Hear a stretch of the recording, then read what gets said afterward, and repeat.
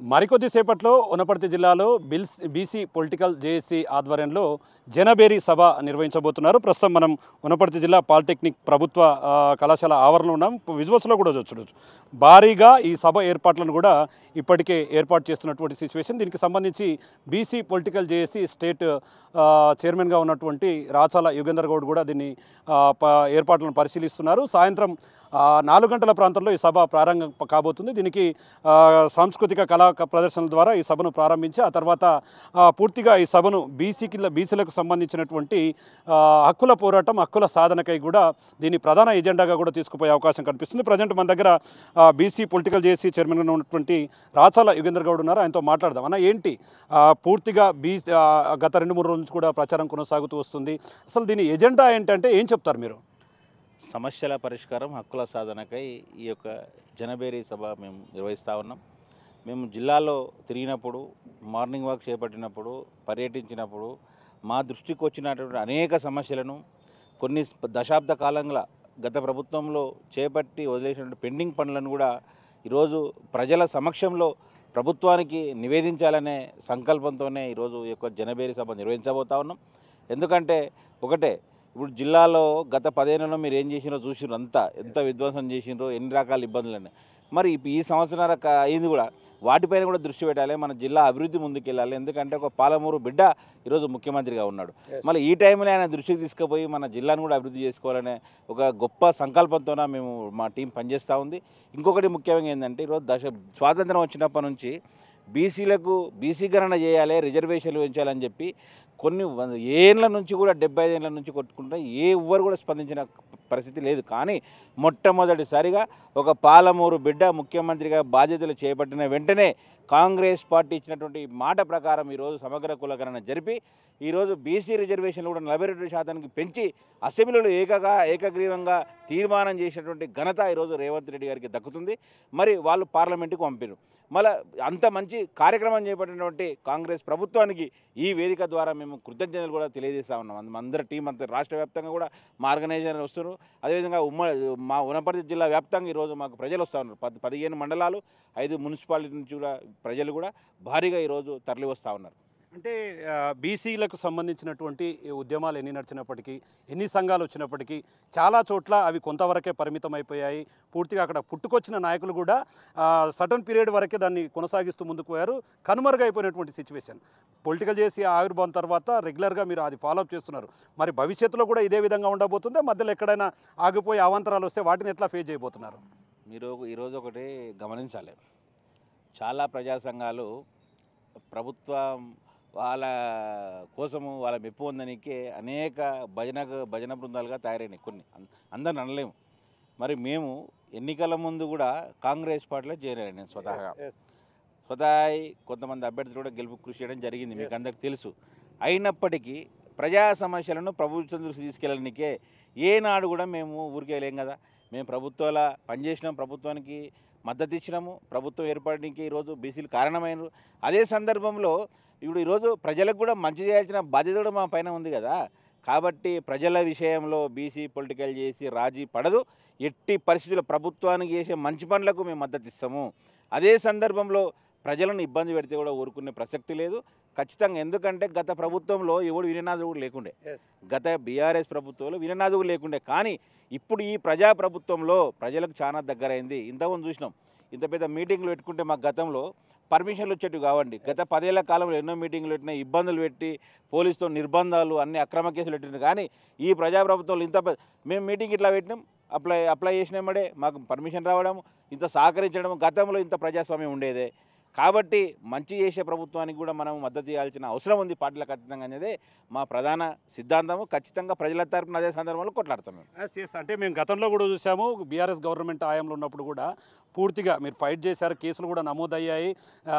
అదే రకంగా చూసాం. అంటే మీరు నిజంగా వాస్తవంగా గత ప్రభుత్వానికి ఈ ప్రభుత్వానికి మధ్య పోలిక బీసీల విషయంలో ఎట్లా ఉందంటే ఏం చెప్తారు? వాస్తవంగా ఒక బీసీ నేతగా ఏం చెప్పాలనుకుంటున్నాం? ఇప్పుడు గత ప్రభుత్వంలో బీసీ ఫెడరేషన్ నిర్వీర్యం చేసే, కార్పొరేషన్లు లేవు, రుణాలు లేవు, రిజర్వేషన్లు తగ్గించి పంచాయతీ ఎన్నికల్లో స్థానిక సంస్థల్లో ఎన్నికలు పోయిండు.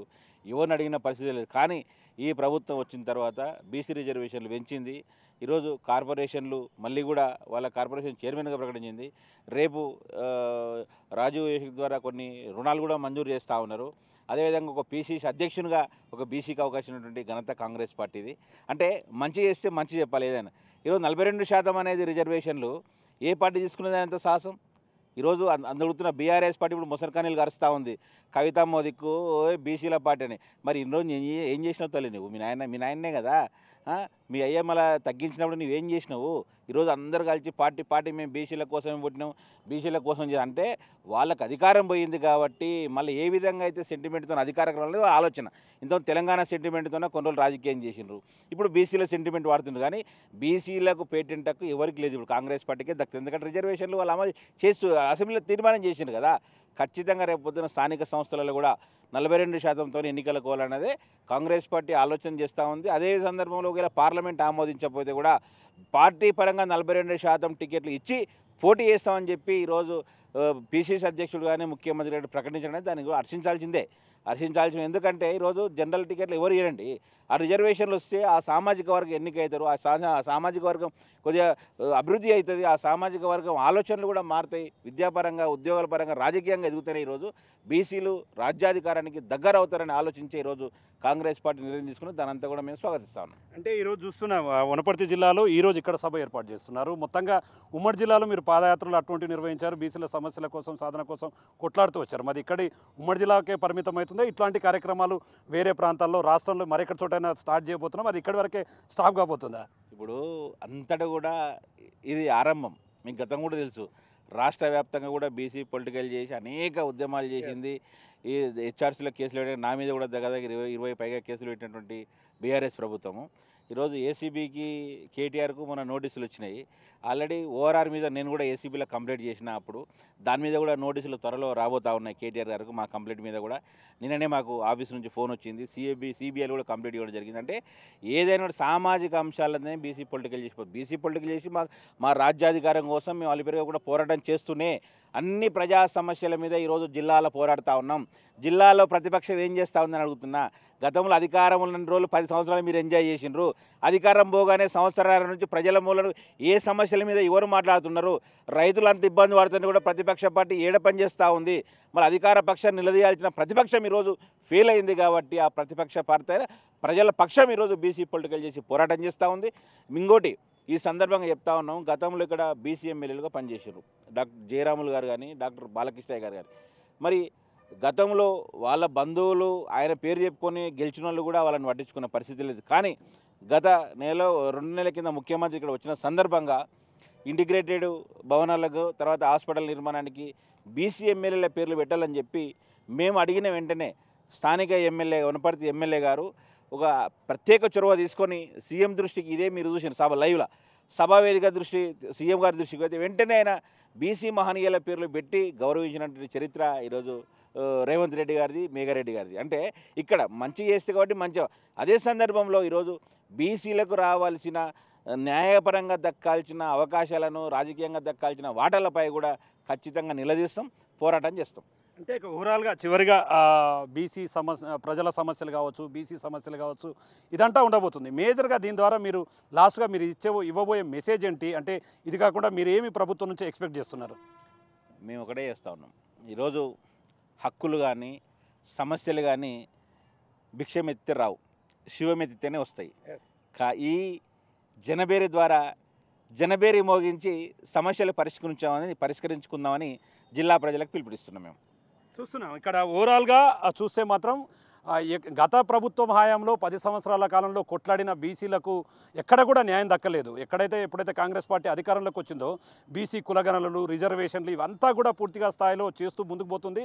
కాబట్టి ఇట్లాంటి టైంలో అది పాలమూరుకు వాసి ఇక్కడ ముఖ్యమంత్రిగా ఉండడం ఇలాంటి టైంలో ఇట్లాంటి బీసీలు కావచ్చు ఒకవైపు ప్రజల సమస్యలను తీర్చేందుకు మా యొక్క జేసీ అంటే పొలిటికల్ జేఏసీ ద్వారా అనేక కార్యక్రమాలు చేస్తే మాకు లబ్ధి చేకూరుతుంది.